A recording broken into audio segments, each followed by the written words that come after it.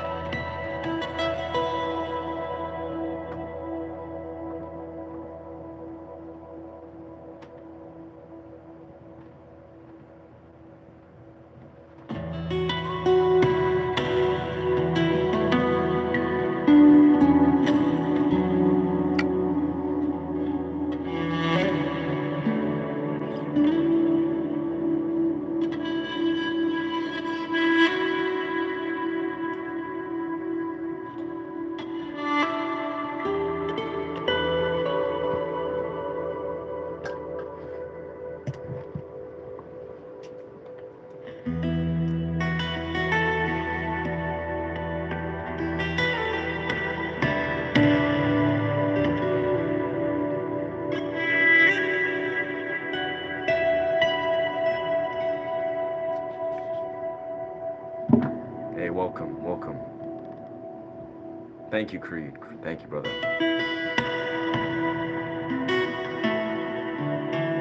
Yeah, lots of rhythmic elements here.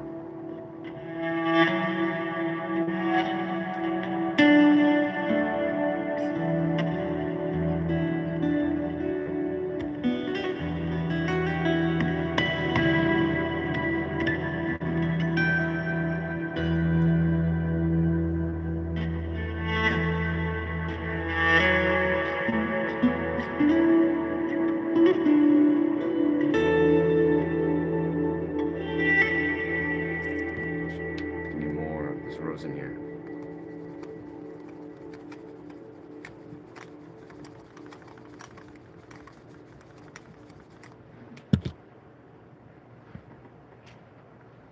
Trying to adjust the speakers here.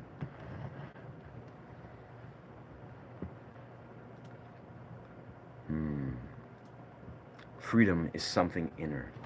It is of the consciousness. You can be free anywhere.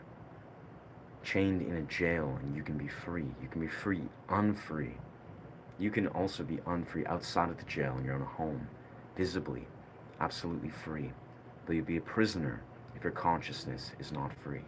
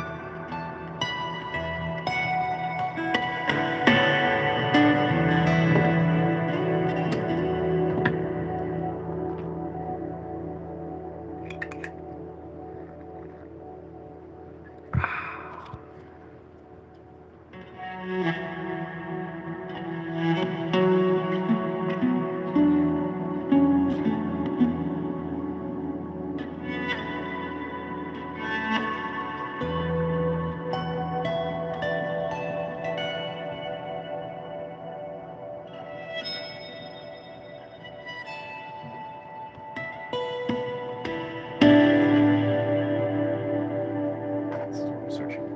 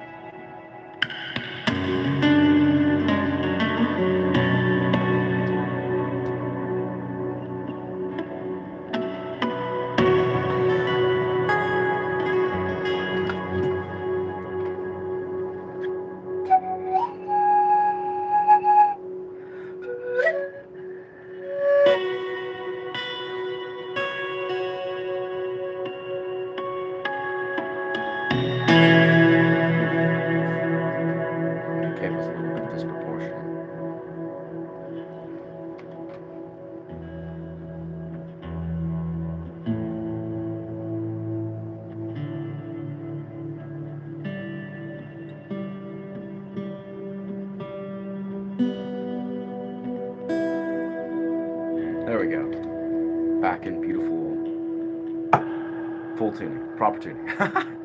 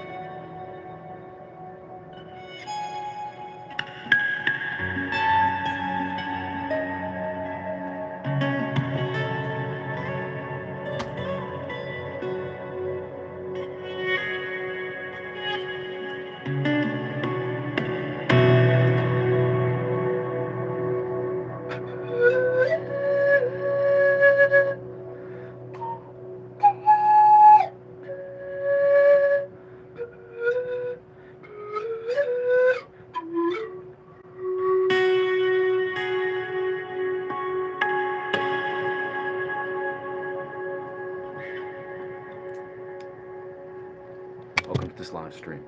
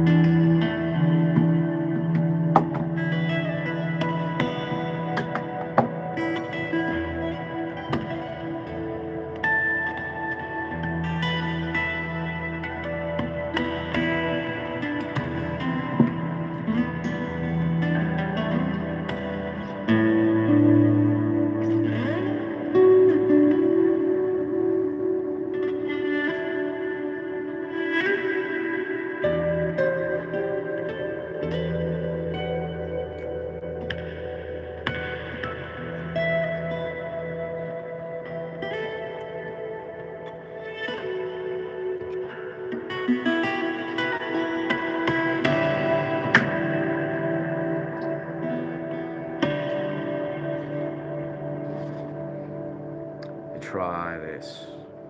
Interesting. 13111 is a D mark. Interesting. This is just guitar improv, dog. I'll take that as a compliment, but no, that's a, you know, AI is trash. No thanks. Don't use AI. Just don't touch the 10-foot pole. I'd be very disheartened if AI could actually do this. But it is what it is. Welcome to 2026.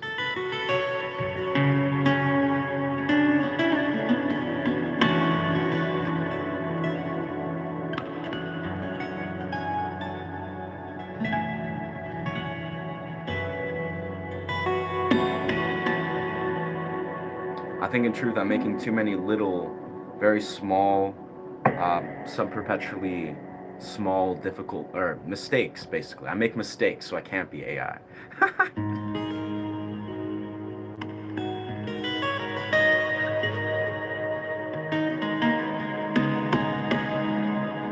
Far too many mistakes.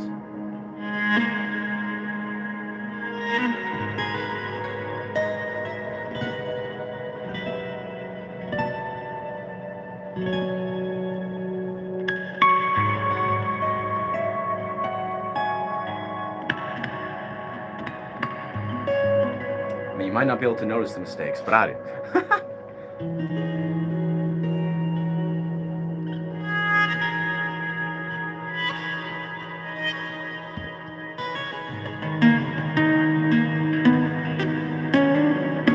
That was a clear mistake.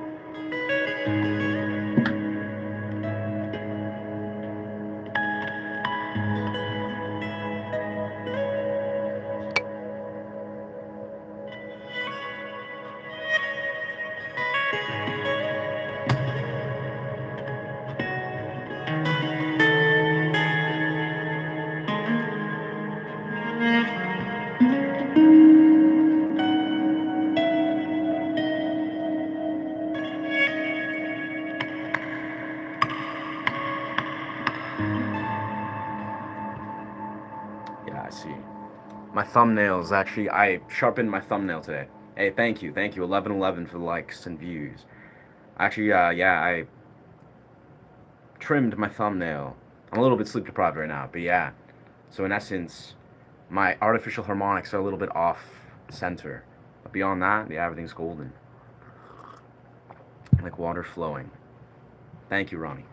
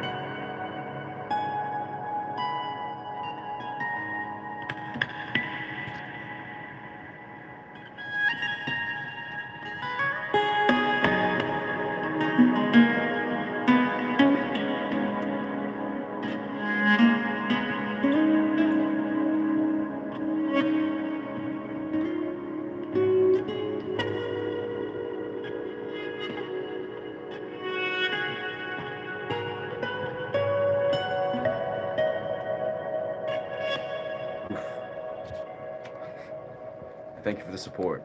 What's good, Billy? I'm good, dog. I'm good, dog. Yeah, I appreciate the good words.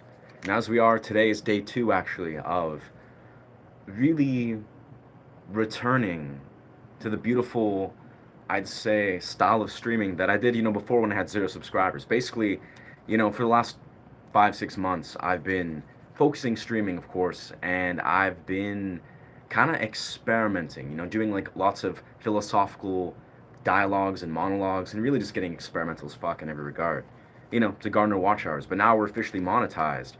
I feel deeply inspired to really just focus on creating a very high quality stream experience that has a lot to do with just performing music. So basically, the core emphasis, what I really want to emphasize for the perceiver. So long story short, just focusing less on engaging the comments or monologuing and really just focusing on the music, creating just really dope improv portals. And treating it more like a busking experience as I do.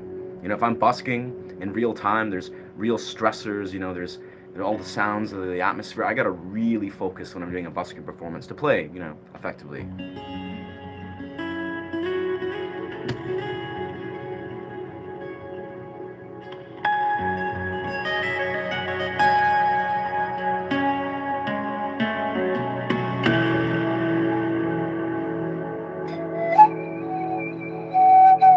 Let me know too how the mic, I know I was listening back and it felt like the pan flute was very penetrating to the audio mic, at least when I was listening through it with headphones. So let me know if you find that too. I know some of the notes, it may be balanced from your end. I don't know if you have dynamic speakers or like stereo speakers, but let me know if this sounds like penetrating.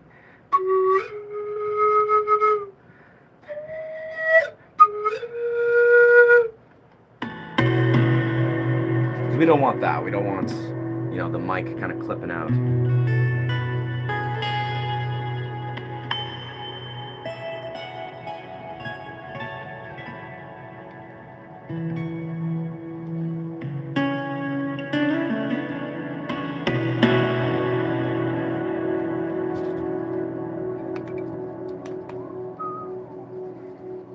I thank you.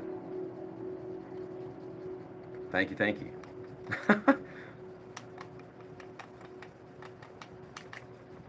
We're just getting warmed up, in truth. We're just kind of, we woke up, we're just drinking some matcha and some lemon ginger sort of elixir.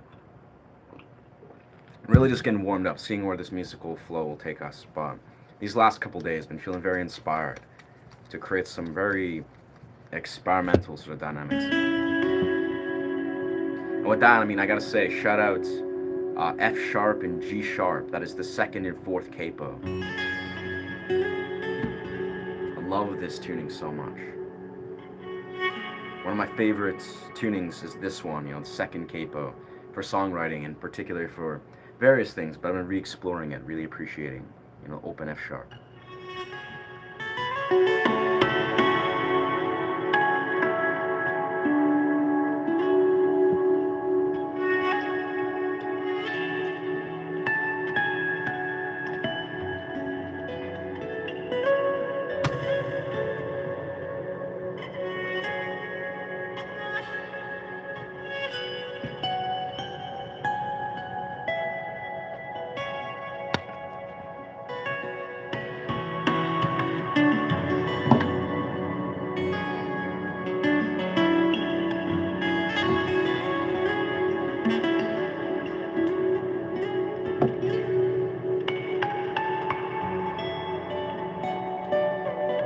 And I guess I missed the comments. I've been kind of deviating from the comments a bit, but thank you for sharing.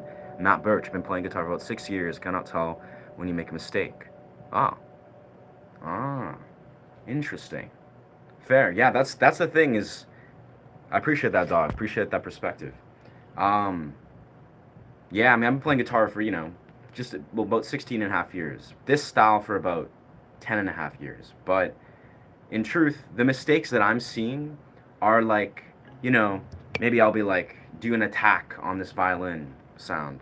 That sounded good, but if I were to like, maybe do a little bit too much of an attack, it could still sound really dynamic and it lends, but if I were to like that, that's a mistake, I would say. Technically, it's not like jarring, it doesn't completely derail the entire composition, but the other mistakes that you may see, which are mistakes, but this is kind of a beautiful, I'd say, a beautiful lesson in understanding how to key shift is sometimes I make mistakes where I'm unintentionally key shifting. I'll be like,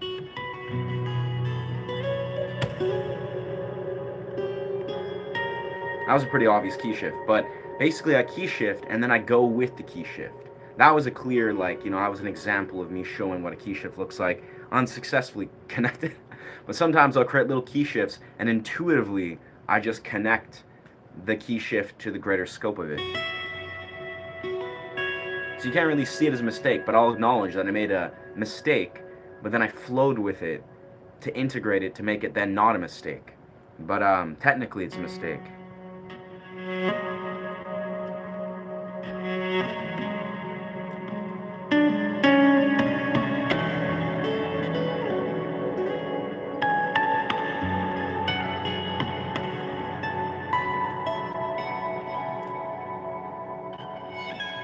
That's kind of what, as I've been underlining, I'm really inspired to really just consistently do these streams in such a way where all of my focus, because often I'm like, I'm chilling here and I'll like comment and talk and kind of do monologues, which is fun. I love connecting, going philosophical kind of dialogues or whatever. But it's like, it's interesting. What I'm kind of underlining is it's interesting to see what musically occurs, especially when I get in that flow state, when I'm putting 100% of my focus into playing the guitar, not splitting it up with talking or engaging or whatever.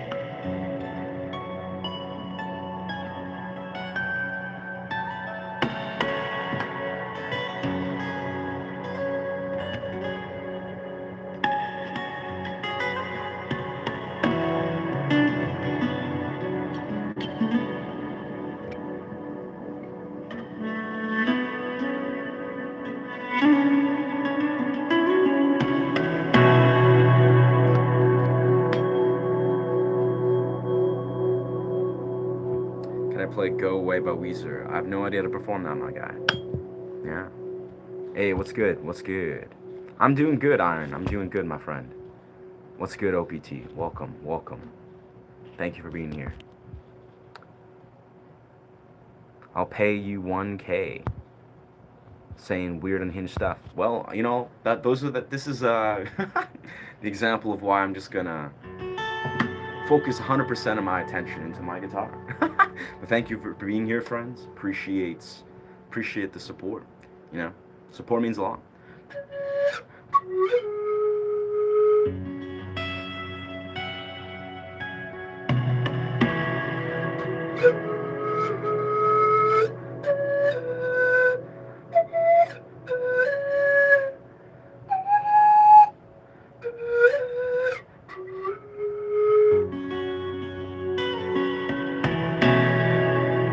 Alright, let's try to mix it up and make it a little more challenging. Not that it needs to be more challenging, but we'll see. We'll try to kind of mix in a couple more little elements here. This is how I like to sort of improvise this. So what we're going to do is we're going to add percussive elements, which is basically the main percussive element will be the miniature sort of drum, but then also this baby.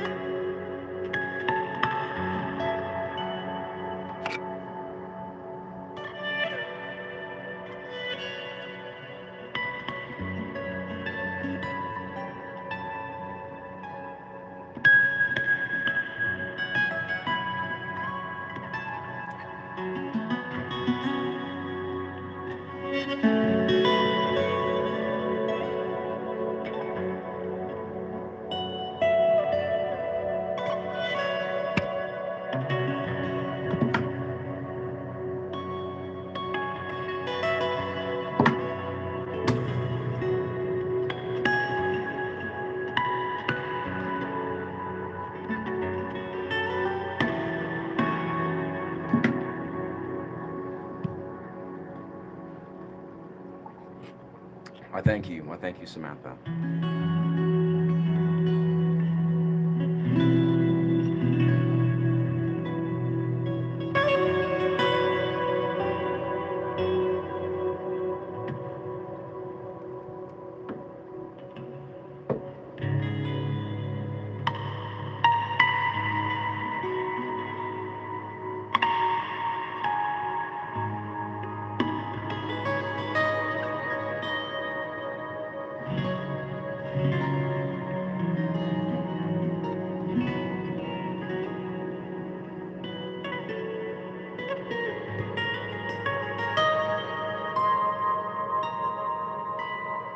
Give my brain a second to adjust a different key shift.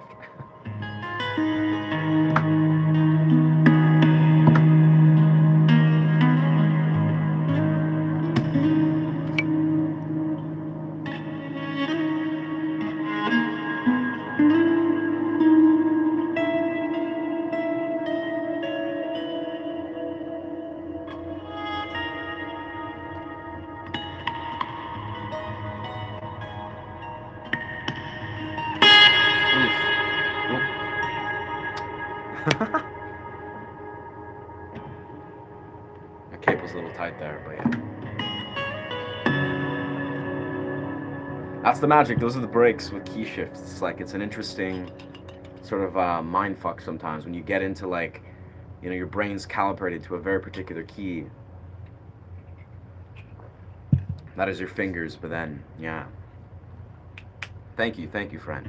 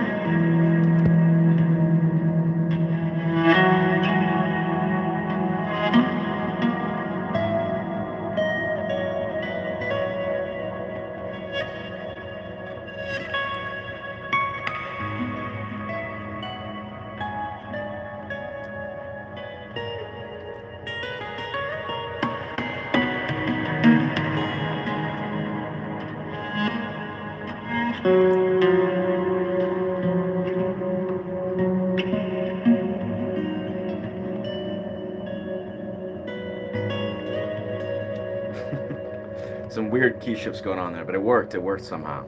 It worked somehow.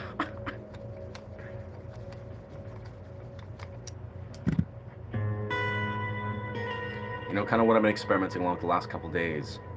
Thank you, thank you.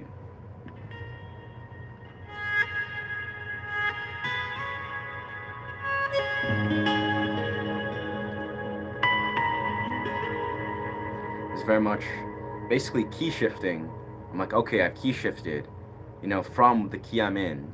So, you know, I'm in like maybe, and then I'm gonna be like, and then I'm like, you know what? Instead of continuing this key in this tuning, I just change maybe the capo or just go to standard.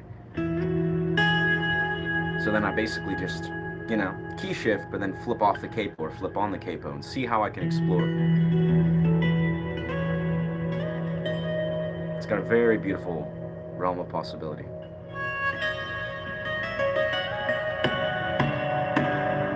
Oof, yes.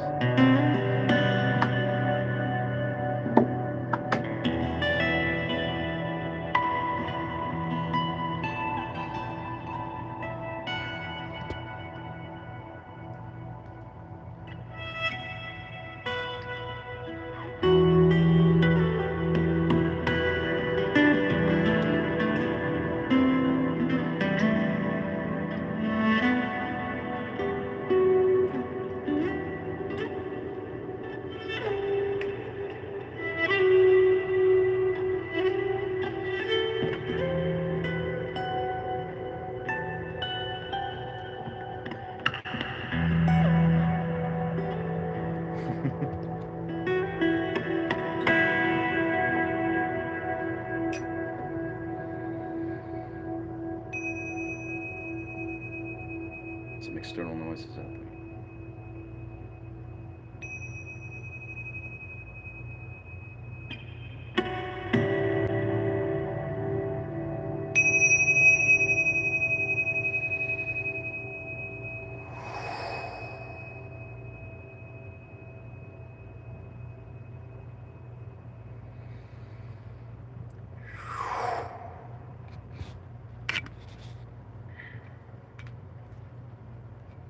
We are all. We are still. I. I. Thank you, Raquel. Thank you, thank you. Balancini has won. I have no idea what that means, but okay. Let me flip off the fireplace here. Oh. Down goes my speakers because I'm fucking.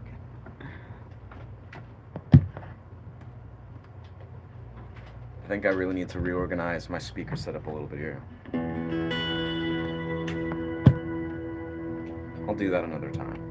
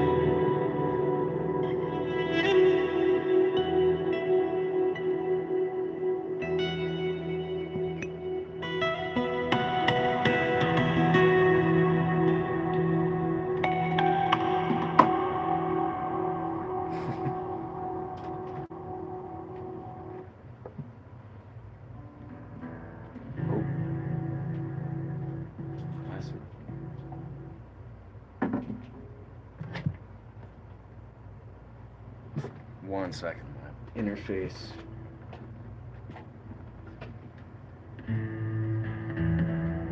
There we go.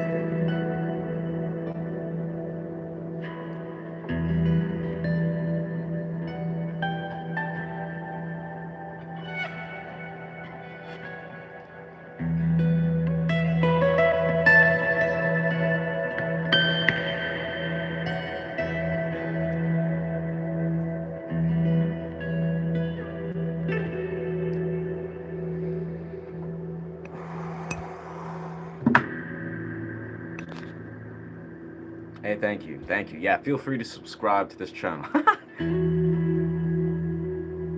Your support means a lot, and generally, yeah.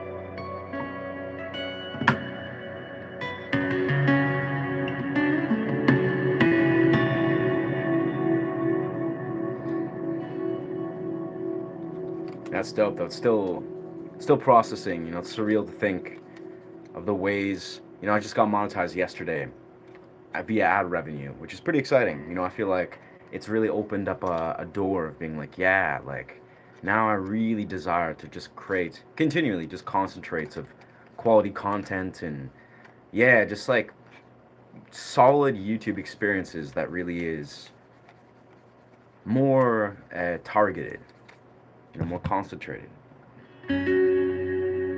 Whatever that looks like, I don't know.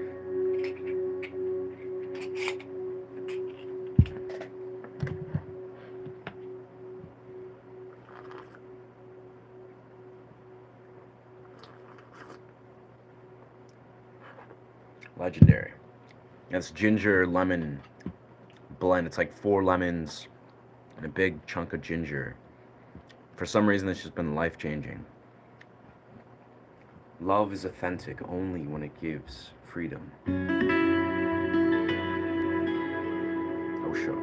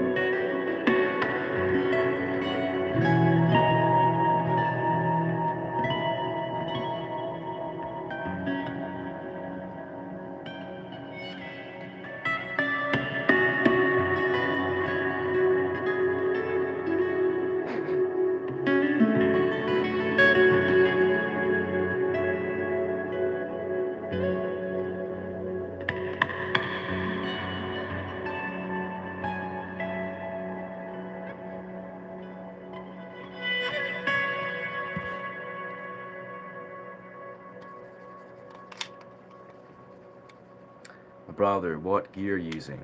Oh wait, did you learn to do this from that one movie? Pop the style for a short bit.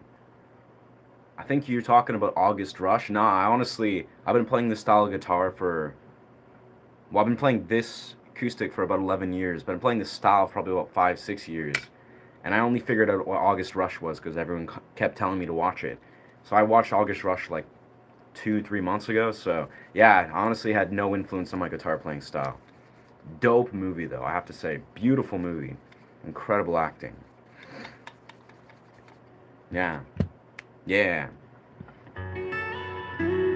Nah, basically, I use a preamp, a tonal amp. I feed it through my preamp or my what's it called? My digital audio workshop, my Scarlett. So an interface, and basically just that. Yeah, I use a preamp, and then you know a lot of what I play, it's just modern acoustic finger styles. Very influenced from like Andy McKee, John Gaume, Estas Ton, Alexander Misko, Marson. just kind of some raw, indirect more of influences. But I don't know, I kind of just do my own thing.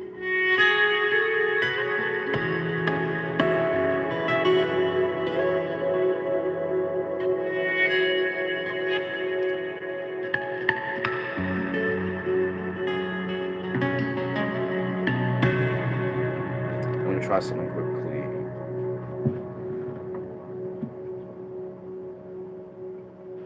This is funny.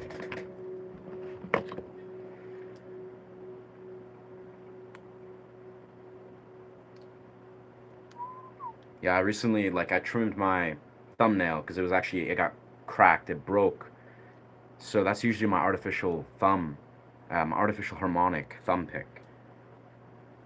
But when I break it or when I trim it, I usually then will use this 3D printed thumb pick, which kind of works. It works majority of the time. It's not as good as an actual thumbnail that operates as a thumb pick, but yeah, I think I'm gonna pop on this artificial or this 3D printed thumb pick.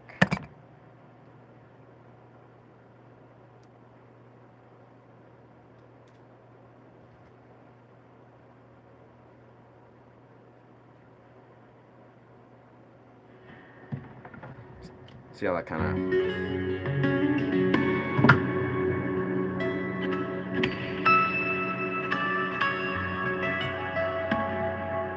of gives it a little more crisp and attack. It's funny with artificial harmonics. It's basically like the nuances of how you can execute these. These are Gresh. Gresh 542LP. Interesting. Word. Yeah, honestly, I really like picks. I recently picked up, what is it? I think it's just chilling here. I used like this, yeah, like a Dunlop. I actually found this. It was funny. I was walking down the street and near like along McQuaid. Yeah, it was a Dunlop .733. I mainly use this for electric guitar, but this pick, I don't know why I found it just chilling. And it's a good one. I see. Jim Dunlop Jazz. Yeah, yeah. Jazz picks are decent. I mean, for some reason, I like the full.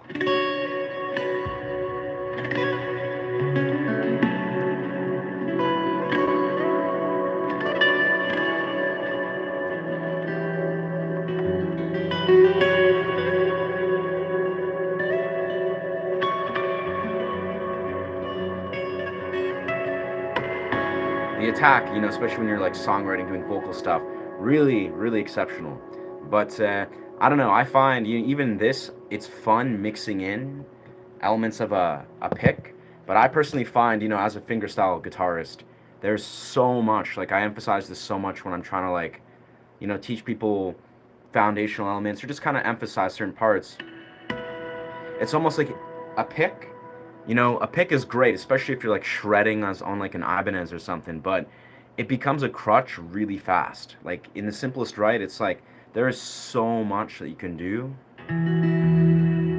Boy, thank you. Yeah, I love the resonance on this.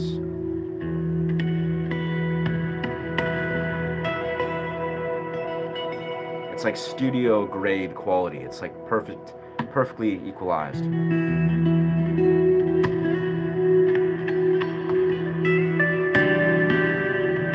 Especially for harmonics and slap harmonics. Like that's really what I look for when I look for a good sound setup. I'm always thinking about how do slap harmonics sound, how do percussive hits. Like if I just go,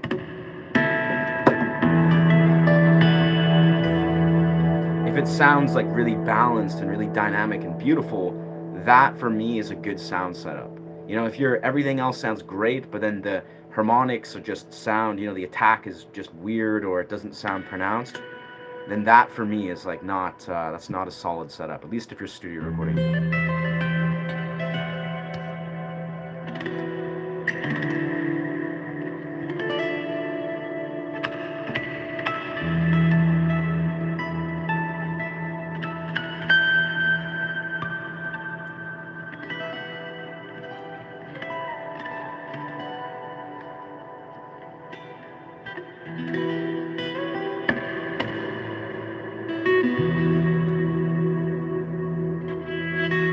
And of course, another element that I recently introduced is hearing if the Picasso bow strike is really balanced, that's also another really powerful indicator if your sound setup is actually really well mastered. Is if you play this Picasso bow and your sound setup is like, I don't know, subpar, it's just not really leaning into certain dynamics, it won't sound like an actual violin. Like it just sounds very like harsh, and you maybe hear too much of the grainy sound of the bow and the strings.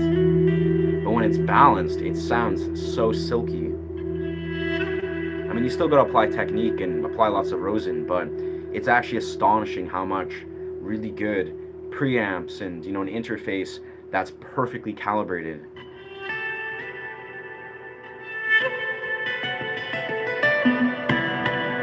How beautiful it sounds.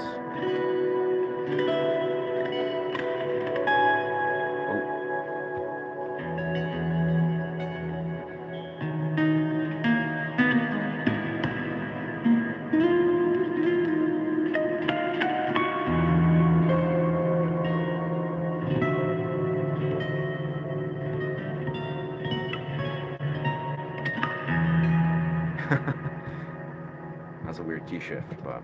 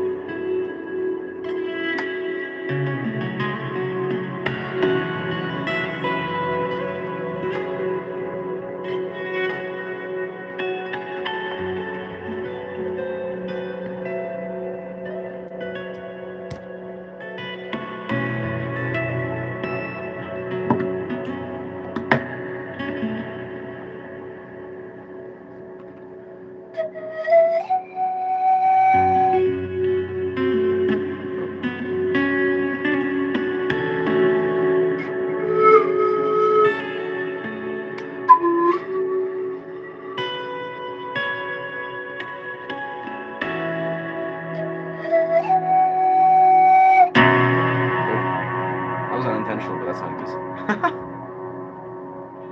Hey, thank you, Hannah. Thank you. Never seen one of those. Ah, right. So this is one of the things that really I like about the Gresh is you're able to still get the chime. Ah, I'll have to look into that, bro. Thank you. I've never actually heard of Gresh. Ah, so there's Gresh guitars. Interesting. Yeah, the Gresh, 6 string. It's funny. There's something you guys may have an awareness. I forget what it is exactly, but I recently heard the sound. It was like what was it? It was the guy from Dragon Force, whatever his name is, the guitarist. He basically he's that Asian guy, really chill Asian dude. He was doing a trial of all these different guitars, and he basically he was trying out the Slash guitar. You know, I forget what it's called, like Slash's signature guitar. I can probably find it right here. Man, hearing Slash's signature guitar, I have to say, that blew my mind. Slash guitar. It's that, like, you know, famous guitar that a lot of people talk about. I personally never... It's the one he's always playing. Let's see. Slash guitar. Oh, I guess he has a lot. So, Slash collection. Right. Slash Les Paul. I think it's, yeah, just... Yeah, one of his Les Pauls, I think it is. But man, that is such a silky, beautiful guitar. I don't know why I've never really like had it on my radar, but I personally think if I ever got to pick up a Slash Les Paul, I feel like I could do some really cool stuff on that. I'd love to hear Fear Elise in your style of playing. Interesting. Honestly, not familiar with that song. Yeah. Yeah. I think someone's actually recommended it before. Für Elise. Beethoven. Ah, interesting. Yeah, I don't know. I'm open, like, as I've gotten monetized recently, I'm open to try to, like, learn to bridge worlds with doing interpretations of certain, dimensions of music. But of course, I really have zero desire to play anything that would get me demonetized or even lean into doing cover stuff.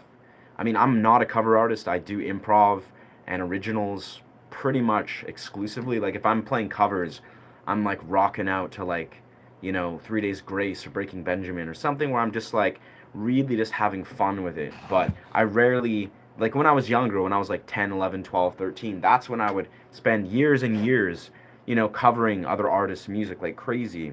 And even, when I was younger, when I was new to guitar, like acoustic guitar, my style developed off like Annie McKee, his music I would cover.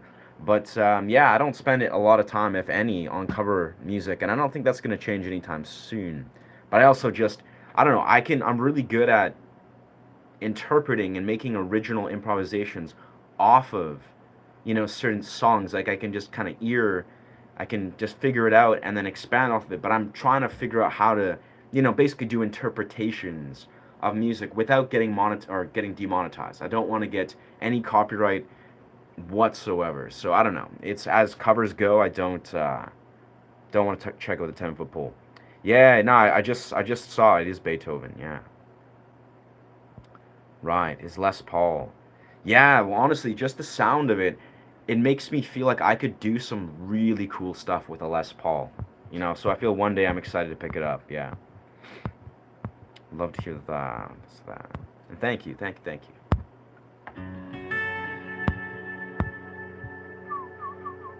And no, I have not ever played a sitar.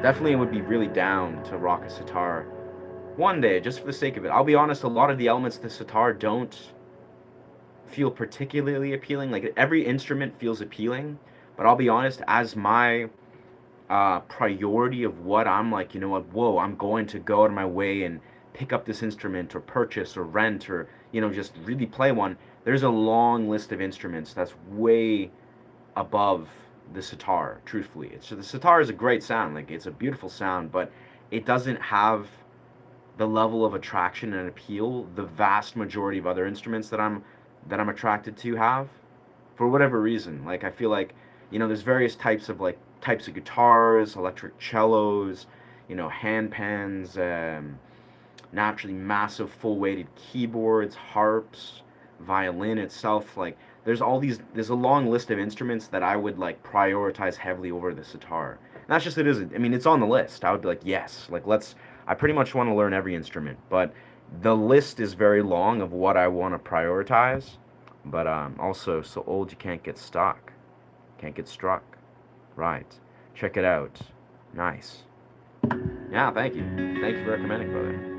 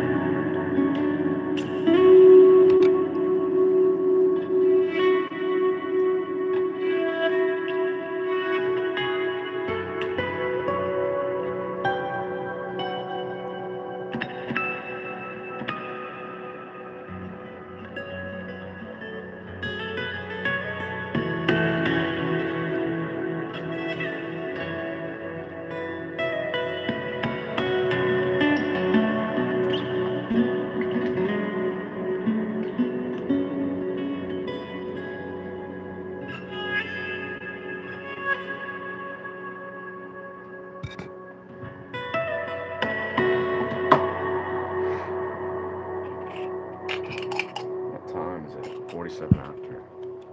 Yeah. Yeah. Endless synths. Right. Synths. Yeah. Honestly, I'm kind of attracted to synths. I have like, a synth board And I've discovered some extraordinary chime, plugins. Like I use Ableton, and I use like chime plugins, violin strings plugins, different pianos.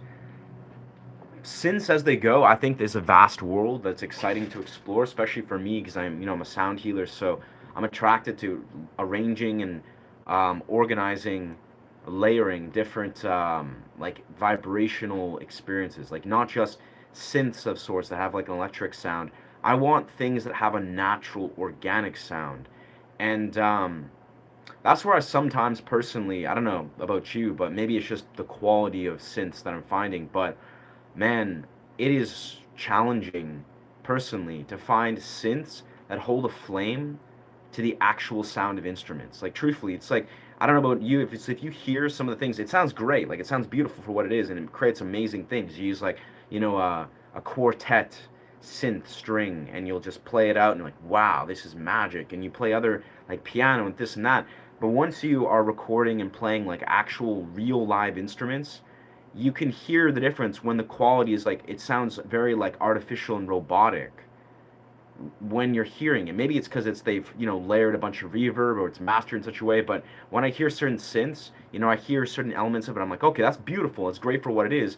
But compared to real instruments, like the actual instruments that I'm recording and plugged in and recording it, through Ableton, the synths just sound so fake and empty, like in a subtle sense. But it's like it just doesn't hold a flame to real instruments. Now again, maybe I just need to find higher quality synths. Probably. Probably do. I do, but I don't know. Yeah. Nice. Add a drum machine and modulator and you have a full sound. Right. Cool, man. Analog stuff would be probably the area that would interest you. Surely, yeah. I mean, I have a couple friends. The whole reason I have Ableton is my one friend, he's a producer.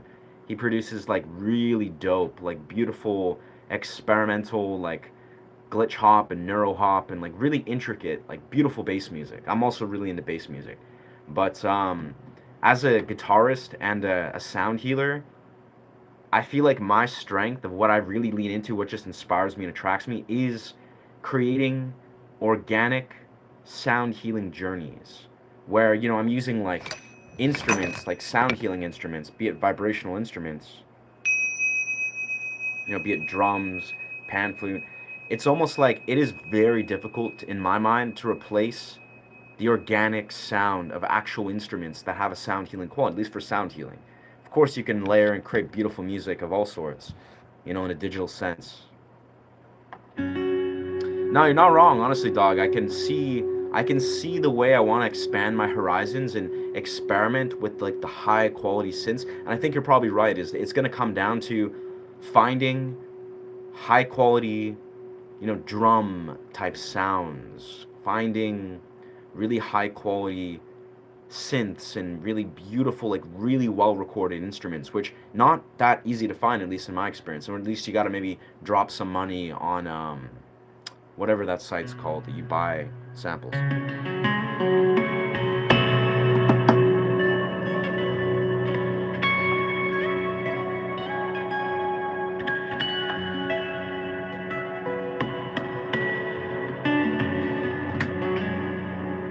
I know. That being said, though, as a musician, a musician that focuses very heavily externally on external instruments, I can say confidently that there is a lot that you can explore. Like I really like have my hands full juggling like so many different dynamics. Even just exploring the voice. The voice itself is a profound instrument. You loop different beautiful stretched out tones and beautiful sounds, and you harmonize that maybe with a female vocalist, and you have all these elements where in my mind there is something powerful and beautiful that I'm really down to explore in electronic elements.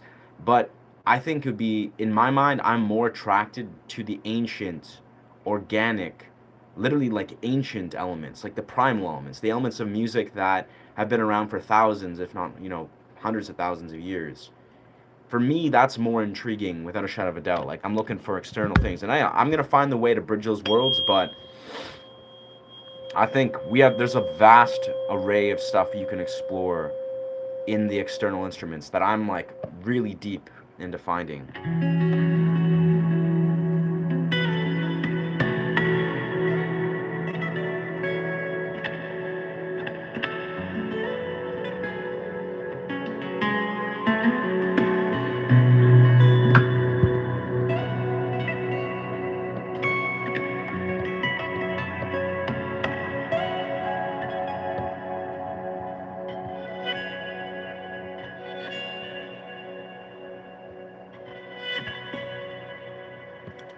More of this rose in the air.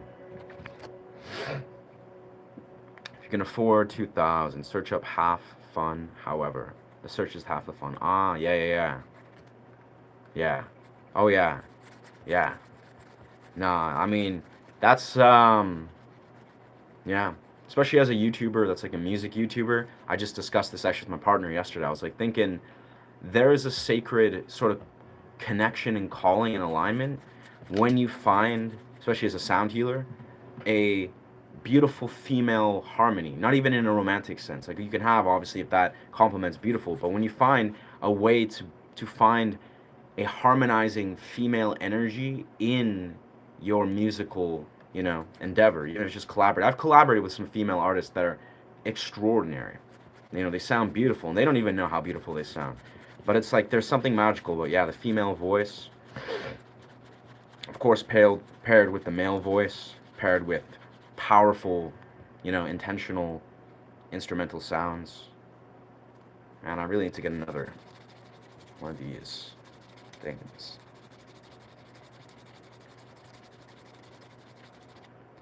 But that's part of the quest, I would say. Are you doing research on music, exploring dynamic system? Am I doing research? No. Yeah.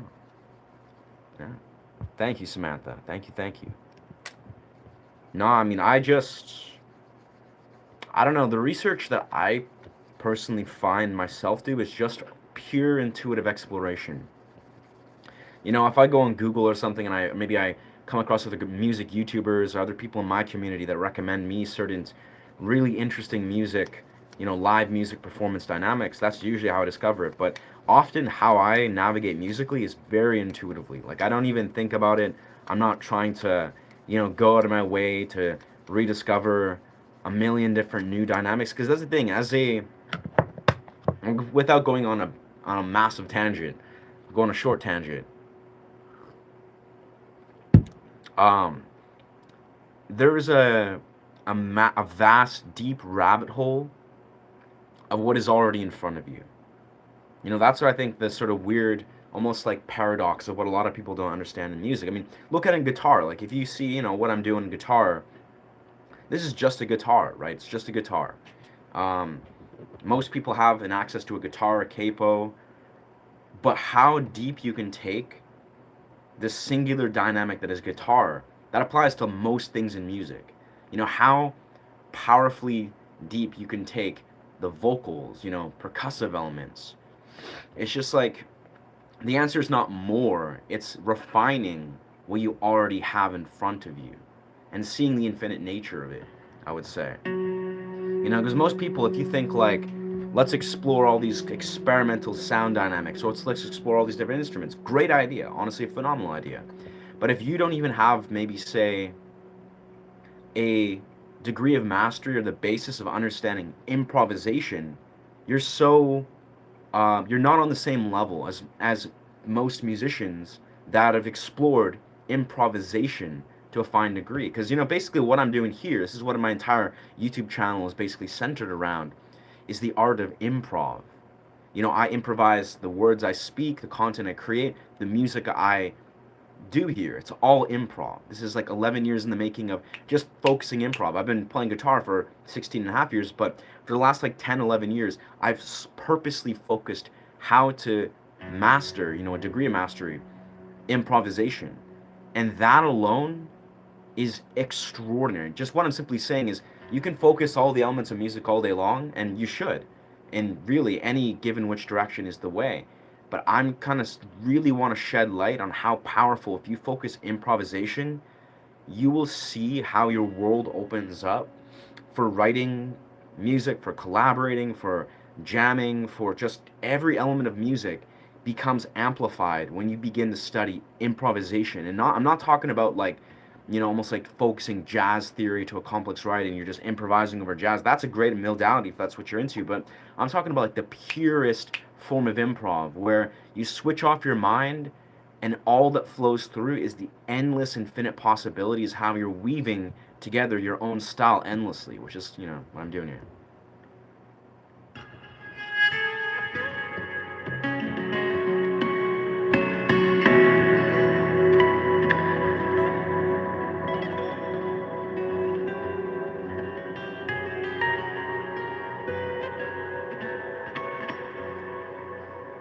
Lemon juice.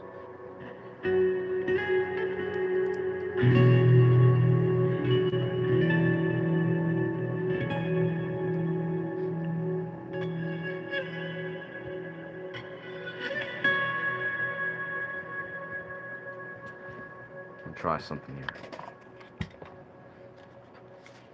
If we use this metal file, maybe this will make it.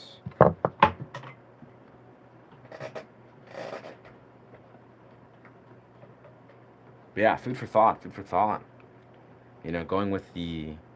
Also, it's good range for each element. Layer the sound on that range, based on the range. Right, right. It's been a while. Hey, what's good? Welcome, Eartha. Yes. I'm feeling the love, Eartha. Thank you. Thank you, thank you. South Dakota. Interesting.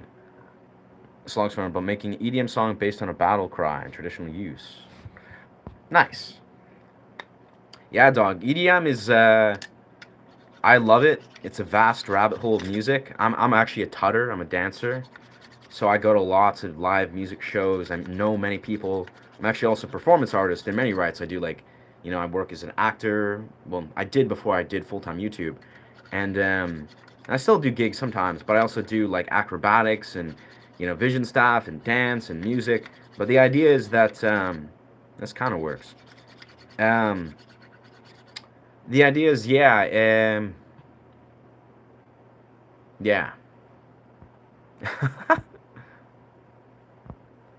I forgot my train of thought. I'm actually a bit sleep deprived. I was at a rave yesterday. Oh yes, electronic music. But yeah, long story short, electronic music, vast rabbit hole. It's I think it's actually, if I'll be perfectly transparent, it's a slippery slope. It is a slippery slope historically. If you observe the lifeblood of being a musician and the career of electronic music producers, it can become a crutch very fast. Like, you're like, you get overwhelmed, or you invest all your time into creating beautiful electronic music, where the real, I'd say, construct of how you really make massive breakthroughs musically has nothing to do with what you apply inside of a digital audio workshop.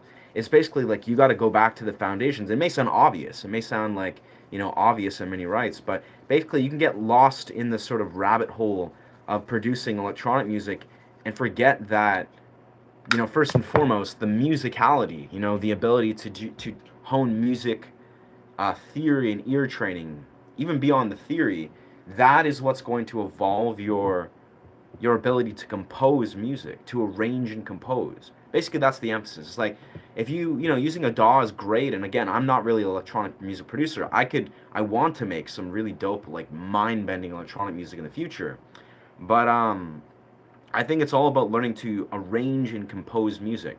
And I think some, electronic music producers, they create really dope electronic music. They're phenomenal, actually, at producing and arranging music. But they don't realize that, there's a piece missing that maybe comes down to them just learning to actually compose music, like compose it in the old school sort of way. But I don't know. I'm just kind of speaking my 2 cents. Get to the place where you're the conduit for the universe. That's it. That's it, brother. Yes, that's it, brother. That's true. I've said that, many times. I love that.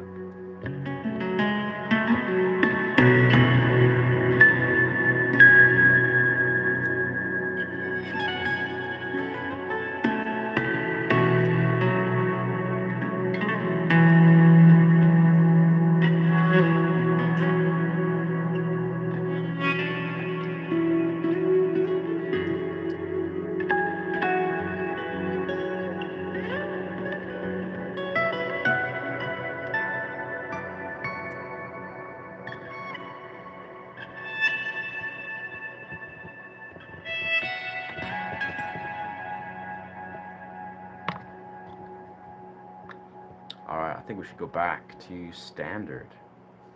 Back to standard tuning.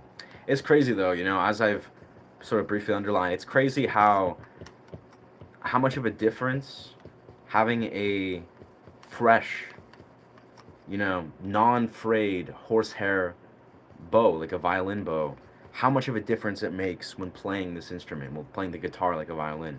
It really is like the difference between like a freshly purchased, you know, violin bow versus one that, you know, you've been using maybe for like a month or two is insane how it just becomes basically unusable. And it just kind of comes to show. I mean, the guitar wasn't necessarily made to be played like a violin, but of course it does, and it really sounds extraordinary. But it eventually just frays and breaks down the horsehair. Yeah, it's amazing. If you try to cello violin on the whole set of strings while holding a chord. Yeah, I've tried something similar. Yeah, where like doing that. Let's maybe go into standard here. Like if I were to just be like.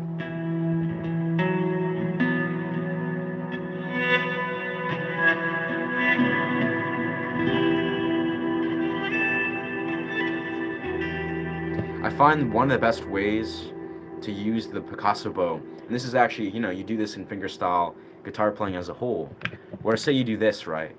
You play a chord. This is like a E minor, and you just like, you play it, and then you lift it, and you scale through it, and then you return to the chord. The Picasso bow, you can do the same, where it's like, you know, you strike it, and then you just, it's basically playing the role of your rhythm guitar player and your lead guitar player at the same time.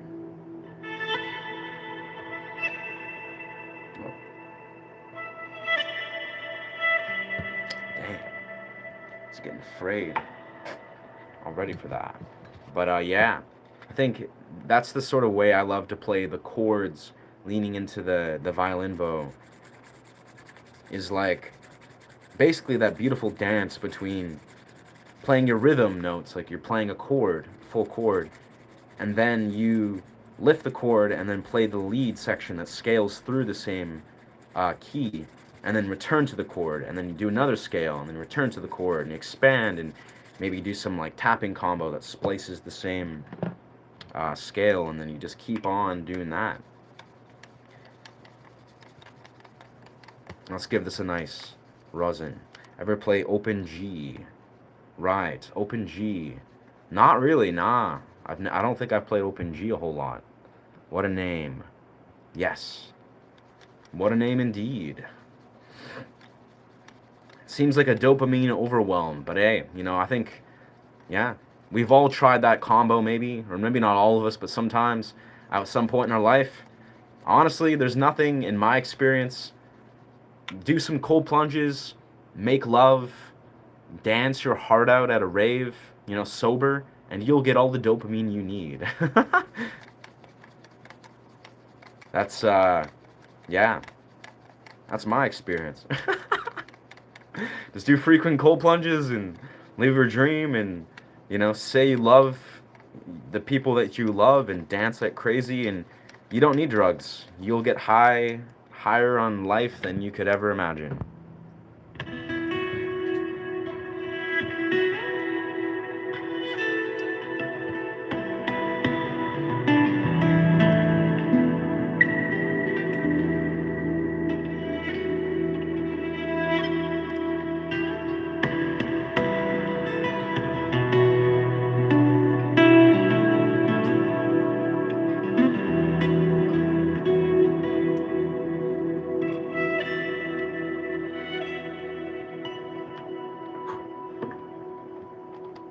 Ah.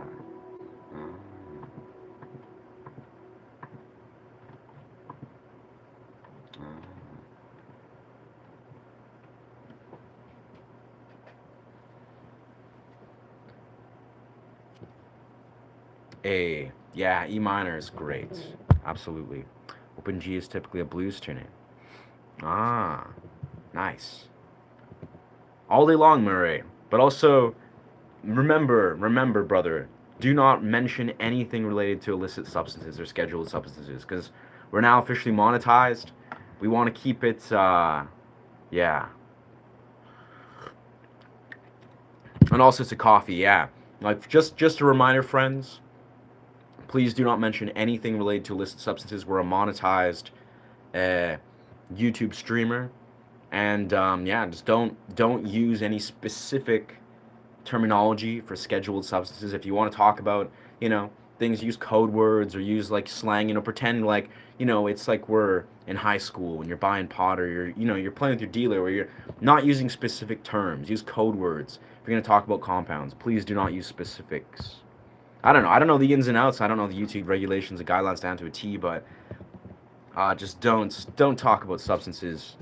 We don't want to get demonetized for no reason, you know.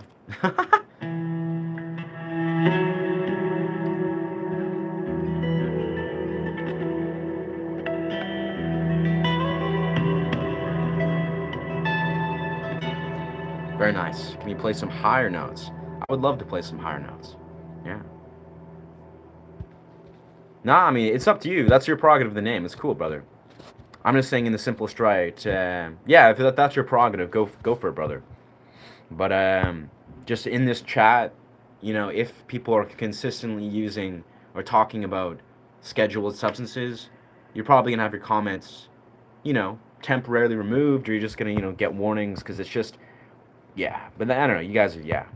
You know, I'm just giving caveats because we be monetized. We're making dollar bills. Not really, but I don't know. One day soon. Who knows? Originally, this is my political podcast. Right. Okay. Wow. Hey, having PTSD on YouTube doesn't mix. Yeah?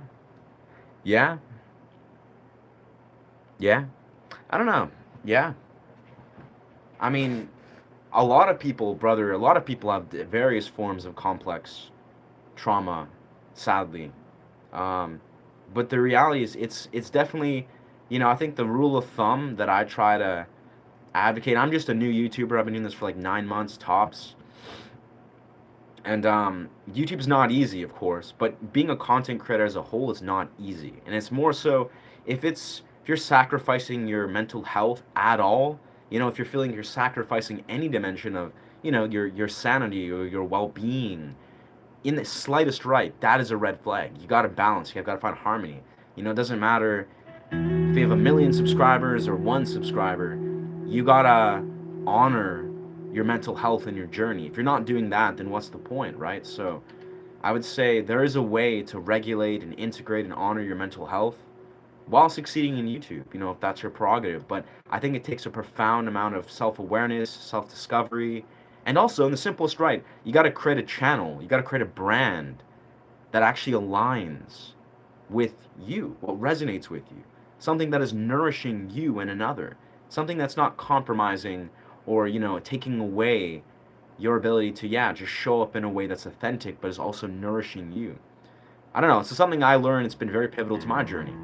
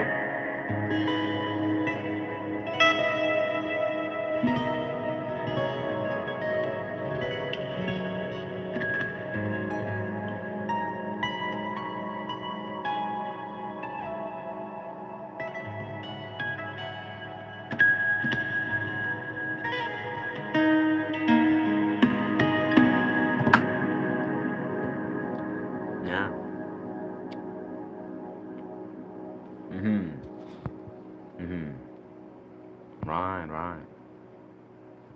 Oh, it's not? It's not old? I ignored the issues. I like you. Was it that? Oh, yeah. Oh, yeah. Moment stops being enjoyable is when it isn't a good fit. Yeah, it's like, in the simplest right, again, I think it really just centers around, if I wasn't doing the guitar YouTube stuff, like if I wasn't centering my brand around basically the divine connection between music, that is the guitar, and like, yeah, like a sacred context, I wouldn't be a YouTuber. I would not, like, if I wasn't actually rooting myself in this niche or this brand that I really deeply resonated with and was nourishing to my soul. I can be like, you know what? I don't even have to necessarily engage and socialize. I can just play music. I can just perform, talk about music, do the things that are nourishing my soul. If that wasn't the center of my YouTube, I would not be a YouTuber. Surely. It was like, I'm not here, and this is kind of been part of my revelation, is I love growing a community. I love learning how to be the best YouTuber I can be, so I can really succeed at this and really just, make strides and really just expand in a deeper sphere. But it's more important to me, yeah, like the type of YouTuber I'm trying to become. I'm not trying to compromise any sort of my vision or what I find nourishes me. And that's kind of, again, I've been consciously feeling the desire to take a step back to just focus on more creating an experience, musically, not trying to feel the desire to engage or verbalize or monologue or dialogue with every given person.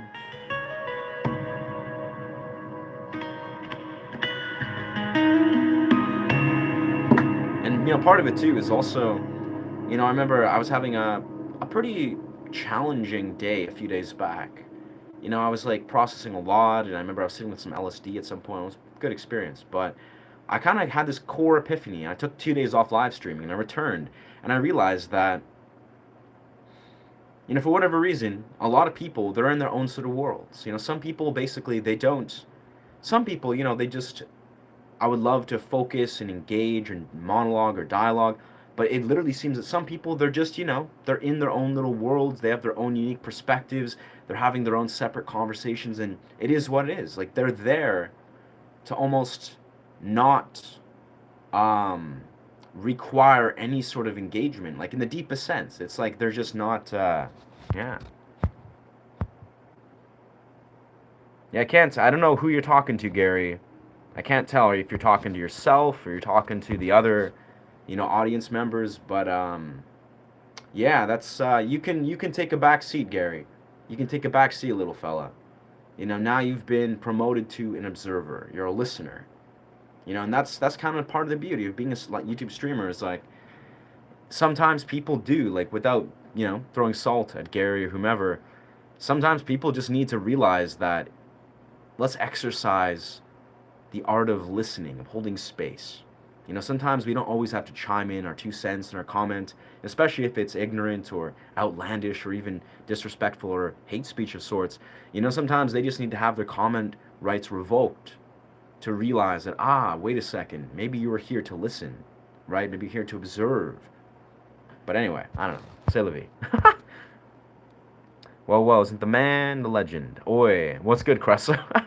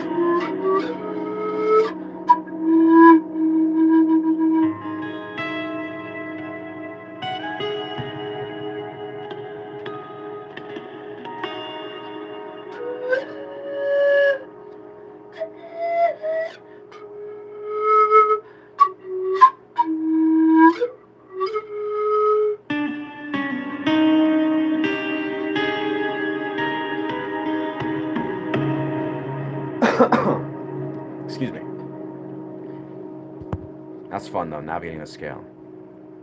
Honestly, not familiar at all with any Indian songs. In truth, yeah. Reboots, facts. Fair enough. And good to see you here though. Good to see you, Tibet. Appreciate you, Doc.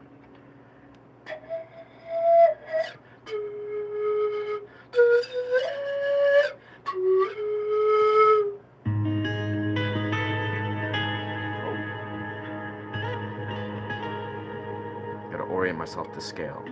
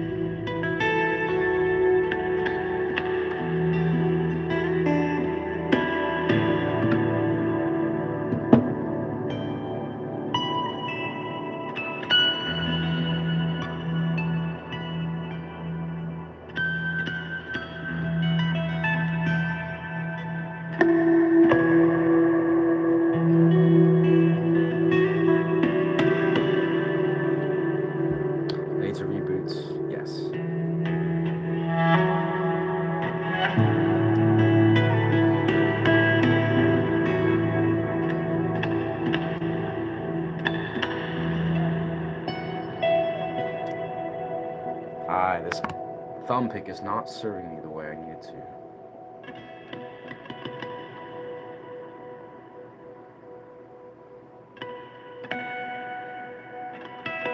That's a little better. That's a little better.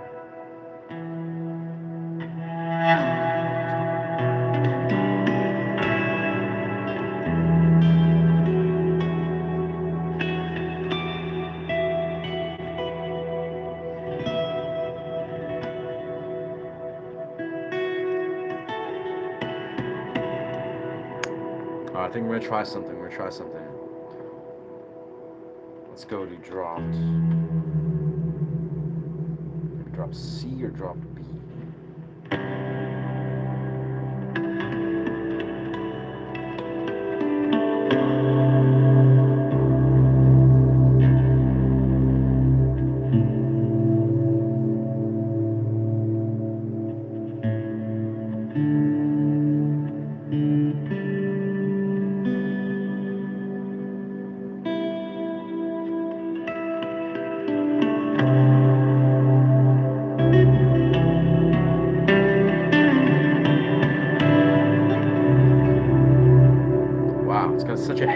Such a heavy feel.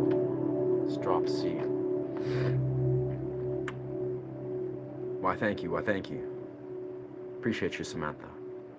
Do you have any tips on creating a YouTube channel? I know it's a new journey and I'm planning to start one. Ah. Right. I mean, yeah. I could offer some. I often, it's something I love to sort of be transparent about, but also On the other hand, I like to be, transparent about it, which is like kind of like there's a bit of blatancy to understand. I mean, the simplest, right? It really depends. Like what I'd like to offer people as some perspective, if they're, usually this is to people that are like trying to build a YouTube channel, and they're trying and failing and trying and failing, which is great. If they're really on that quest where you're consistently showing up. The first piece of it is you probably heard this a billion times, but you invariably have to be consistent. That is, if you are not actually consistently like experimenting, exploring, and showing up, and you're trying to almost overthink the process of just doing it, you'll never actually learn some of the most vital elements of actually succeeding in some elements of YouTube. But the secondary part of it is you got to create a niche. Like you got to be brutally honest with yourself. If the niche that you're trying to lean into, or maybe the niche you're trying to create that's never been done, the dynamic or whatever you're trying to approach, if there's actually an audience for it. Like that's, I think, a really vital part that I like to sort of emphasize to people that are like, but I'm trying to do YouTube, it's not working, or I have an idea, but I'm not sure about this or that. You got to be brutally honest with if YouTube actually has an audience for the dynamic you're trying to introduce. And if it doesn't, that's okay. Like that's the idea, is you have to then adapt, maybe your idea, your brand, or your niche. You got to basically be brutally honest. Is there an audience for what you want to put out there? And if there is, great. Then you're on a quest of something much deeper that you got to go and really be consistent and experiment. But I don't know, if I'm taking a page from my personal YouTube experience, it starts with that, is you got to be open to change your direction, and be honest with yourself. If you're like, what, if I'm trying something where there's not an actual target audience, there's not an actual demand there in the actual YouTube sphere, it doesn't matter how incredible the content is, how consistent you are. If you can't be truly transparent and honest with yourself that is this a niche that the YouTube sphere actually does need? And again, part of this could be cultivating a niche or vision that is maybe newer, or it's a novel idea that's an extension of something that is fresh that the YouTube sphere really does need. So cultivating your vision is probably the most important part. Like cultivating a vision, like what are you bringing to YouTube? And you can be confident, I have a vision. It doesn't have to be like, something a lot of people have done before, but have a vision first and foremost. Like know that you have a vision. If you don't have a vision, then you need to cultivate a vision. Like if you go on YouTube with no vision, no awareness of what you really want to do, or your niche, or the value you offer, you're probably not going to succeed. And it's not because, you're not meant to succeed, but it's also because you're trying to combat the various other sorts of dimensions of people who are powerfully rooted within a vision and purpose, who are operating from that place. And it's almost like in the world of YouTube, because YouTube is like probably the most exclusive, most difficult platform to succeed in. Like it just is.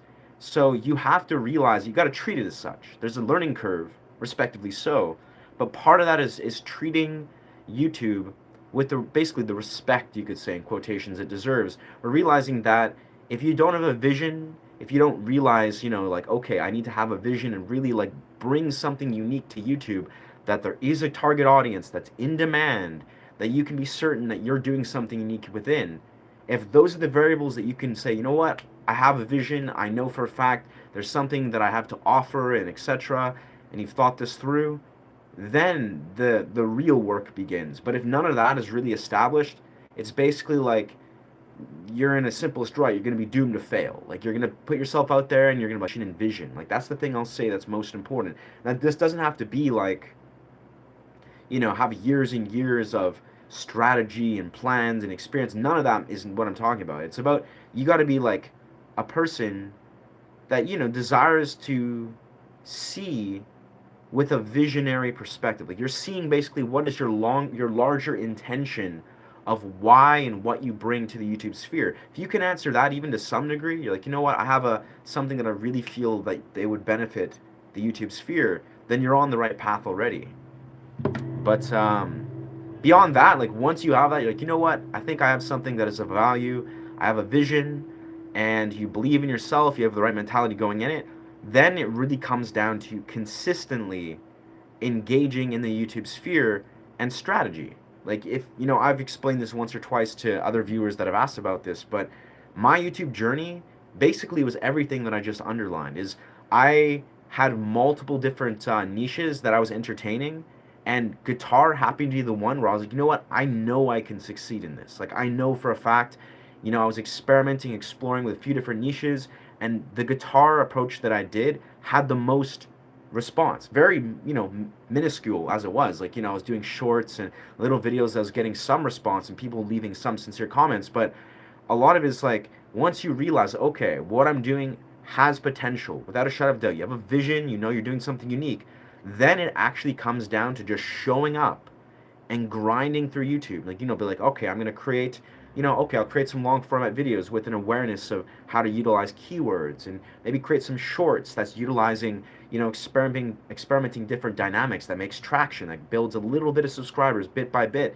And then after months of doing that, maybe you'll see traction where, like, okay, now maybe I'm at a place where I can strategize how I can maybe engage in creating higher quality content, or maybe do live streams so you can attract your fan base and figure out even further what your fans are responding to, and go deeper down that rabbit hole. But the weird part about YouTube, again, like, it's like a vision. You gotta know what value you're bringing, like, in a larger intentional sense. But you also have to be like, again, pretty, like, you gotta be pretty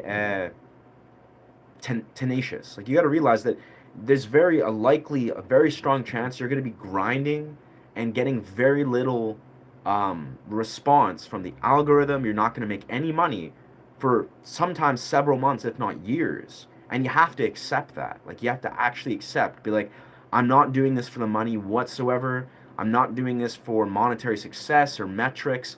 Like, you got to be so far removed from the idea that the metrics and the monetary success defines the value that you hold within yourself and the vision that you hold within your channel. And that's where, again, it all comes down to. If you have a vision that's so powerful, like, you're like, wow, this is almost like a spiritual quest that aligns so beautifully with where you're at in your life, it doesn't matter when or how you succeed monetary metric wise, you will succeed because you have a vision. And again, that's probably what I would contribute the mass majority of my own success is I've had various very powerful alignments that have translated where YouTube isn't just a thing that I just, like, stumbled into and I was like, yeah, you know what, I think I'm good at this, let's try to make this a job. It's like, it was like a powerful alignment with various elements of my life where, various elements that have been packaged for years and years, where I was like, YouTube is the final tier of succeeding in various elements of what I'm doing. And it's become even more so the more that I've actually made any success in, where I'm like, this is not only like complementary to what I do in my life, but this is actually like a portal to an even higher expression and a higher vision of what I'm already doing. And again, it's almost like, it's like having visions, seeing the way you can connect it to even higher visions, and focusing on that, ignoring everything else. Because YouTube has a high learning curve. It's going to be a thing where you're not going to see incremental or monetary or metric success for a long period of time. And that's the point. Like, that is the point. But it's basically delayed gratification 101.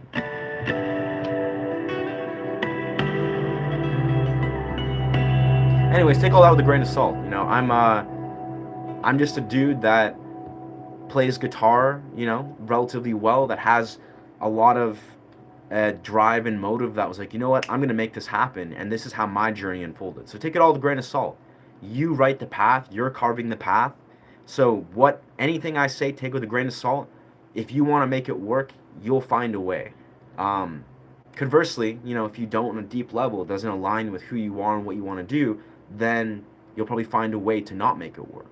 So it's what I'm kind of underlining in a very broad way is you basically have to have a success mindset before you enter trying to be a YouTuber. If you have a failure mindset, it doesn't matter, how you approach it. If you're doing something that's born to be successful, but you have a failure mindset, then it won't matter. You'll give up before you actually hit the very vital moments that are pivotal, that define your success. So it's like, you got to have a vision.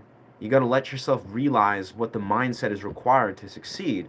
and let yourself cultivate that. And then when you do, it doesn't matter how your journey goes, you'll have the vision and the mindset that allows you to see the next step and then succeed. Anyways, that's a lot of words, but I hope that makes sense. Do I have mental issues? I think we all do, man. Yeah.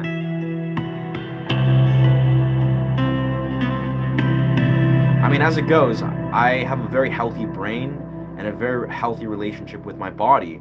So, sure, we all have mental health issues here and there, but I can't tell if that was a sincere question or maybe it was just like making a job, but we all have mental health issues, dog. Like, that's the reality.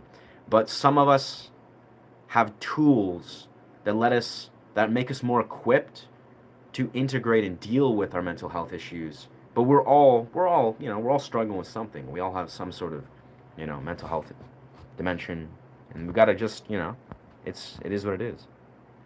Any tips on that?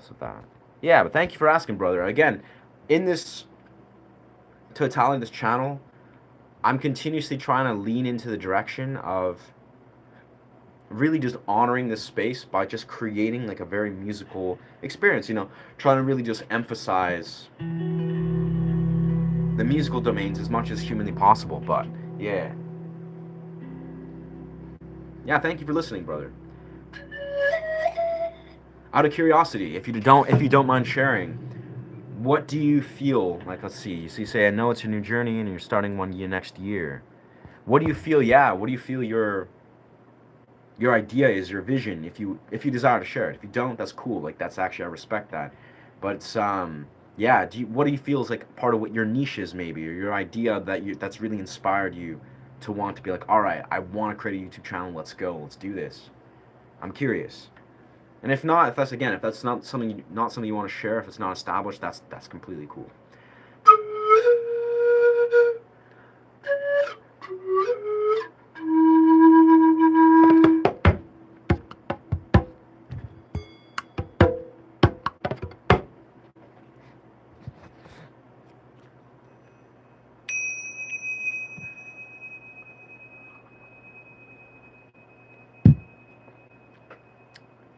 Man, this lemon and ginger, it's just the greatest.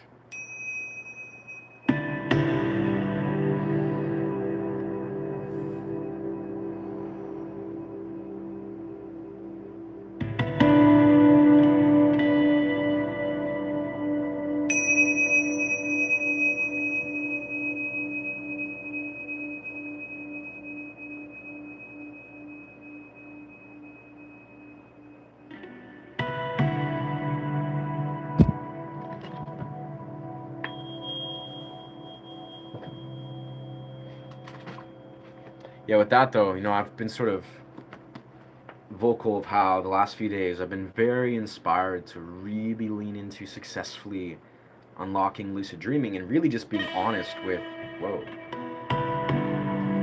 the elements of what I feel actually successfully translates into awakening a lucid dreaming practice, in my experience, which is very limited.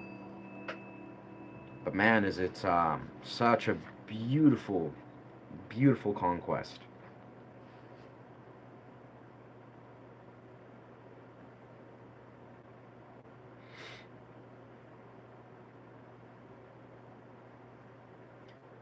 Mindfulness and lucidity.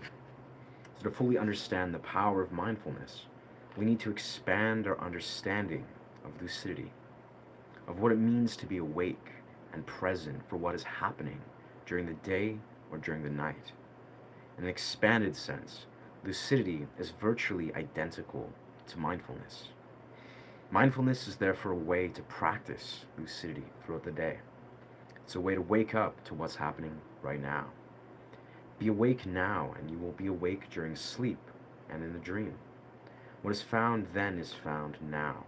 So in other words, mindfulness is a moment-to-moment expression of being asleep, or mindlessness. Mindlessness is a moment-to-moment expression of being asleep. And mindfulness is a moment-to-moment experience, an expression of being awake. The Sufis proclaim that anything outside the present moment is a dream.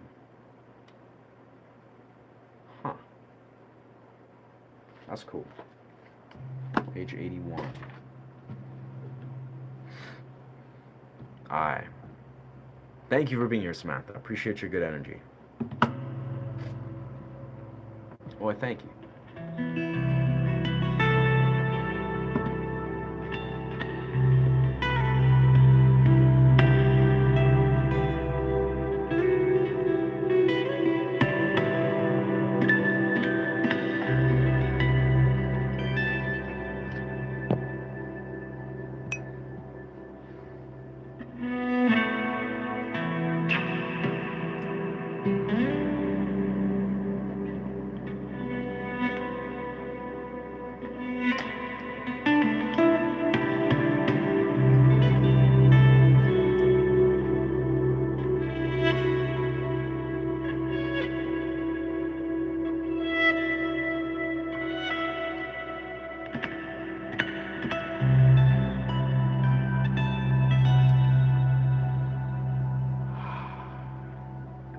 Awesome. All right, I think as we are approaching this 2-hour mark, I feel in the next 5-10 minutes we'll probably put a close to this live stream as we are. Aye, welcome. Welcome back, brother.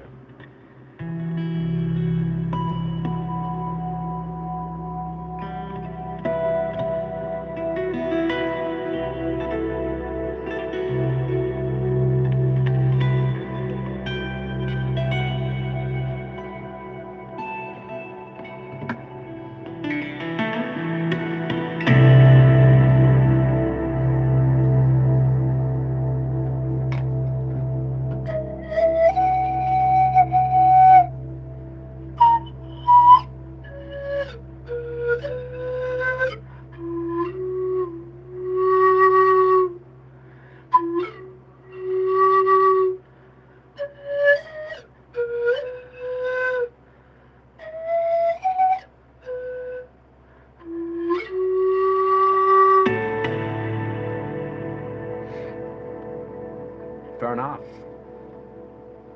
Yeah. The idea is to spread a form of podcast, YouTube channel for kids with that. Oh, I see for the parents. It's a student process, but I said about education card game. Ah. Interesting. Yeah. The idea is like spread as a form of podcast YouTube channel. Yeah. That sounds, yeah. Sounds intriguing. I mean, it sounds unique, more or less, and something that has a lot of potential to be experimental, multi-dimensional. So I say that's a green flag. I mean, I don't know. Again, I don't know a ton about the difference between running a YouTube channel that's oriented towards kids versus oriented towards adults versus, maybe both or parents. But I'm sure it's a massive niche. All I'd say is no matter what, like, again, the thing that rings true in my mind is, like I kind of underlined, but when I was very new to YouTube, like when I was conceptualizing, and I was like, okay, like a year or two ago, and I was like, you know what, I want to create a channel, but I had a vision in my head where I was like, you know what, I think I know how to do this. Like, it was like, I'm like, I know how to create content. I'll just put out content, and this is how it will translate into YouTube in time. But the key thing that I think limited me the most was the idea that I thought I knew. Truly, like I genuinely believed. I was like, you know what? I, for some reason, have like a deepened awareness of this process of successfully, succeeding in a YouTube channel. Like my mind had this idea, which was not correct. It was like I was basically getting in my own way, where I didn't realize that if you've never, actually successfully cultivated a YouTube channel, it doesn't matter if you've created content before. It doesn't matter if you've really honed this idea. YouTube is like a unique, it's a unique portal. It's a unique dynamic. Exercising the ability to succeed and understand the algorithm. That's the thing you have to actually be open to study and realize basically that you know very little. And that's very important, where when you come into YouTube, you could be like, but I know that, I'm going to create this dynamic and I'll release this consistently, and this is probably how it'll be delivered. You have to sort of suspend the idea that you know better than what actually, I'd say, works or aligns with what YouTube's, algorithm and regulations and target audience is receiving. It's basically, and it's a weird thing, because I'll be perfectly honest, again, I'm kind of just riffing here. Part of being a YouTuber is actually suspending the idea that you yourself individualistically understand what is engaging, because you realize what you're trying to do on a larger scope is you're not trying to engage yourself, right? You're not trying to be like, but I find this engaging, so therefore, everyone will. You have to basically, in a sense, put that in the back seat and be like, okay, yeah, like obviously creating something that you're passionate about that engages you is a fundamental part of how it begins, but it's also important to realize that who you're creating content for in many rights is not necessarily just about what you find engaging. You're creating content for what the universal larger construct of people around the world that is your target audience finds engaging. And it's important to keep that in mind, where oftentimes, at least for myself, when I was very new to YouTube, I almost was under this impression where I was like, yeah, you know what, I'm just going to create content and I know what is good content and what I find engaging, and I was operating from that place, when in reality, you're not really creating content for just your solo engagement. You're creating, again, content for the engagement of everyone around the world that is in your target audience. And in the simplest right, you can't actually know what is engaging everyone around the world in your target audience, especially if you haven't even established that. You have to learn that. You have to actually, like, by felt experience, by putting out content, talking to your audience, you have to actually learn. You can have like an inclination, like, you know what, people probably respond to, for me, it's like, people like harmonics or guitar or tapping, or who knows, maybe people respond to my voice, or who knows why people respond to what they do, really. But you basically have to put yourself out of the perspective. You're not creating content simply to engage yourself. You're trying to, or what you find is engaging, or what you find is value, what you find is valuable. You're trying to actually look at it that you're actually trying to address the target audience that is around the entire world that's in your niche, and what they find engaging, what they find valuable, which is ideally aligning with what you find valuable as well. But it's like, it's a weird sort of egoic flip where you have to almost like very actively step outside of the idea that you're creating content strictly for you, for what you find engaging and what you find valuable. And it's just part of the YouTube, the YouTube community, the YouTube algorithm, the YouTube sphere. Is like, you got to really like step outside of your own ego and be like, like, really, what is it that other people really respond to? They really resonate with. They really find value within. They really love to support and invest in. And when you can exercise, because you're not just talking about like what you think people find value, it's what the larger construct of people around the world in your niche, again, find engaging and find value. And you can't know that off the get-go. You have to learn that from being a YouTuber, from like studying YouTube, from talking to people, from putting out your content. So that's kind of the essence of it, is like, you have a strong idea, absolutely, and I think that's cool. And you seem to have like the right idea off the get-go, so that's pretty solid. But yeah, if there's anything I could think about that I would kind of tell myself is like, yeah, learn how to be like, you're not creating content necessarily for you. You want it to be engaging, and you want to be passionate. You want to have a vision that's rooted from you. But it's also important to realize that the larger construct of who you're playing to are people that are, ascribing value and engagement from something that you probably have never thought about. And you have to figure that out by being in the YouTube sphere, like being like, you know what? Certain people really like this, and you don't have to even fixate on those elements. But I find it's helpful to think about these things, because when you're new to YouTube, you're basically going to get a whole lot of nothing for like, sometimes several months, if not years. You're going to get like very little traction, and that's kind of normal. You got to like really get curious on how you can get like curious about the journey.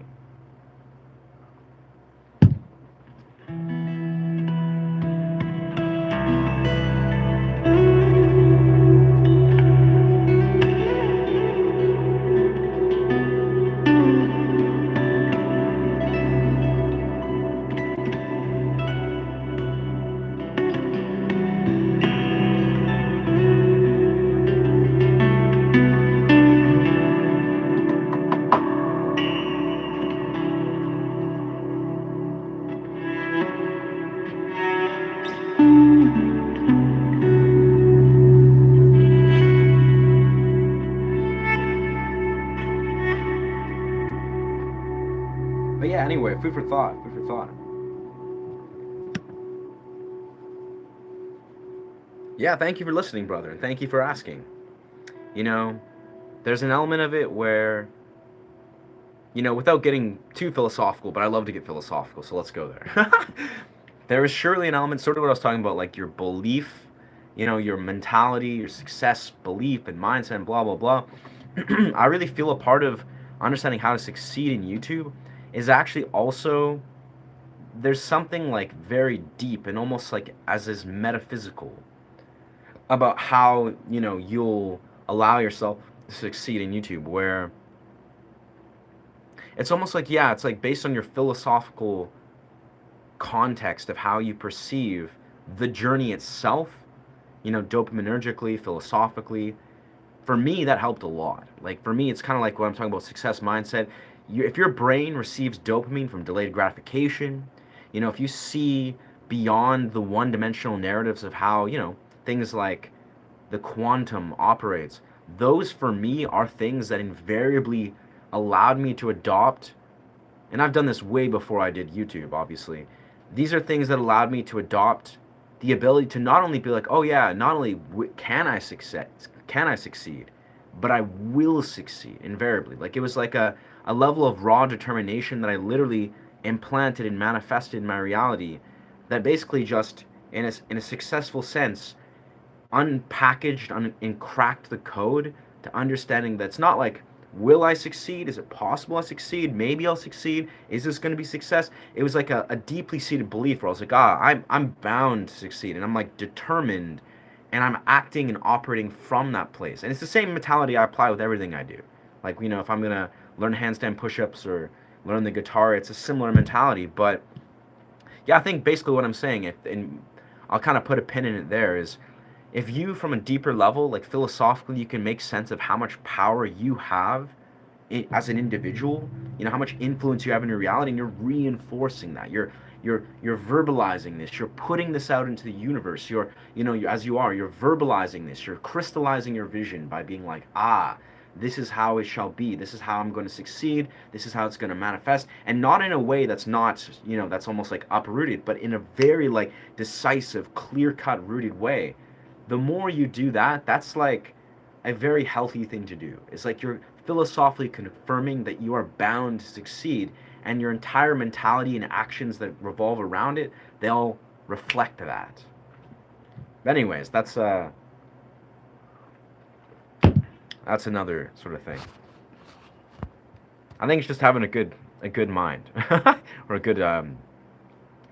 good intention and system of beliefs. I believe we have a sixth sense, maybe intuition. Most prospects in life, outcomes, seeds to intuition. Yeah. Honestly, as a guy that has spent, the betterment of most of I'd say my creative career, the last like 15, 16, 17 years, honoring the intuition, I can say without certainty that, yeah, like, part of being like your highest expression of self, like just part of being, the person you want to be. You're like, you know what, I want to wear the clothes I want to wear. I want to play a guitar or do whatever you want to do. Whatever's in this world you think is the fullest expression of yourself. Part of doing that, in my experience, is honoring your intuition. It's strengthening the intuition. It's strengthening and knowing. Like even like in the simplest right, when I'm speaking half the time, not all the time, sometimes I'm mega sleep deprived, sometimes I'm under stress, but a majority of the time when I'm speaking, it is so beyond the mind. Like in the simplest sense, I'm intuitively channeling these words. I'm not trying to think about it. I'm not even pretending. There's no thoughts in my mind. It's just simple, pure intuitive channeling of whatever I feel desires to flow through. And when you do that, frequently, sometimes you do it for hours, or you maybe work a job, or you're around friends or lovers that you do this, you begin to see how, yeah, this is a entirely separate entity of how you perceive the world, which is intuitively. And yeah, it's very valuable. Like if you can strengthen the intuition, like be like, see what flows through just immediately without thinking about it, and you're letting that be your compass, it can let you see the world in a very unique way that is unique to you. You know, it's, I don't know. That's the thing I don't think about a lot, but I really appreciate Tibet shedding some light on that sort of, you know, sharing his perspective about that.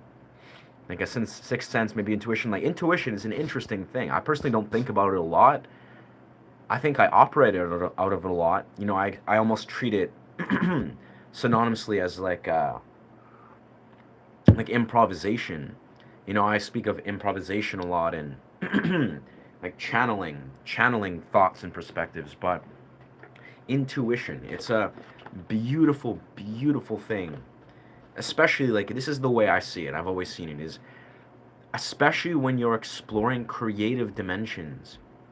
Intuition is pretty much paramount. It's basically like if you have not successfully honed your ability to intuit certain things, you will fail invariably to make progress or succeed in quotations at very vital elements of the creative experience, like creative expressions, whether you're playing guitar or you're singing from your heart or, you know, writing a poem or something, or maybe speaking philosophically or creatively. It requires a level of like connecting to an intuitive guidance. Like it really does, at least to do it on a level where it really flows and you notice yourself see deeper truths. It's like, it's basically like you become the byproduct of an intuitive compass when you frequently engage in creative expressions and creative dimensions. Like it's just a byproduct in my experience of like, you honor certain intuitive realms and they honor you back, you know? But anyways, food for thought. Oi, yeah, this guy gets it, or this chick. I'm assuming it's a guy, yeah, Satsuki. Yeah. Nice. Well, with that, I feel we're actually going to put a close to the stream. We've been streaming for about 2 hours, 15 minutes. Feels like a perfect window. Going to go do a sprint and cold plunge. Maybe go to the beach. I don't know. It's pretty early still, so it's pretty hot out, so I might just go to the beach. And probably do a stream at the beach. I don't know. We'll see.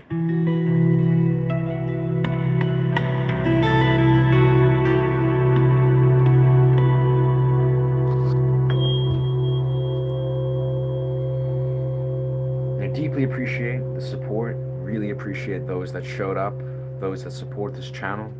You know, very much means the world. Now that we're fully monetized, really, it's beautiful to be in a place where every view really means the world. It's like it's really supporting this channel directly, and I'm also, it really inspires me to create this very comprehensive, you know, just high quality content experience where I just want to focus on, you know, creating quality music, you know, sharing perspectives relating to music and this and that, and just, yeah, letting this channel, you know, the lifeblood of this channel really flow.